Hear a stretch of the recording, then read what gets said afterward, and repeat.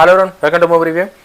బండ్ల గణేష్ గారు KRM success మీట్లో ఏదైతే మాట్లాడారో ఖచ్చితంగా బండ్లన్న మాటలకి ఒప్పుకుంటే నేనైతే యాక్సెప్ట్ చేస్తాను. బండ్లన్న మాటలు సినిమా హిట్ అయినా కాకుండా రెండు సినిమాలు ఒక సినిమా హిట్ కాగానే మా అంత టోళ్ళు లేరు అన్న కాడికి ఇష్టానుసారంగా బిహేవ్ చేసే హీరోలు అయితే ఖచ్చితంగా ఉన్నారు. నేనైతే ఆల్ ఇలాంటి పేర్లు చెప్ప, ప్రజలకు తెలుసు, ఆడియన్స్ అందరికి తెలుసు ఎవడు ఎట్లున్నాడు, ఏమైనా యాటిట్యూడ్ ఎట్లుంది అన్నది. ప్రతి ఒక్క హీరోకి ఒక స్టైల్ అయితే కావాలి, కానీ ఏదానికన్నా లిమిట్ ఉంటుంది.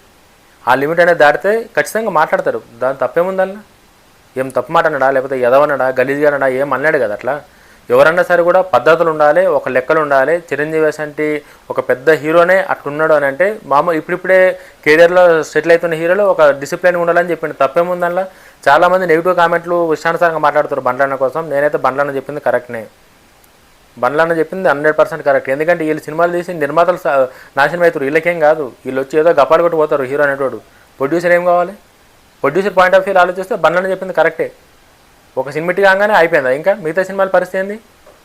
ఏం అంటే ఎవడు ఎట్లా ప్రొడ్యూసర్ ఎట్లా పోయినా ఏమైనా సరే కూడా వీళ్ళ గప్పలు ఇలా కావాలంటే అది అట్లా వర్కౌట్ కాదు. అది హీరో అనేటోళ్ళకు అందరికీ ప్రతి హీరోని ఒక్కొక్క స్టైలు లేకపోతే ఒక్కొక్క మేనేజం వాళ్ళ యాటిట్యూడ్ చూసి ఇష్టపడతారు, తప్పేం లేదు.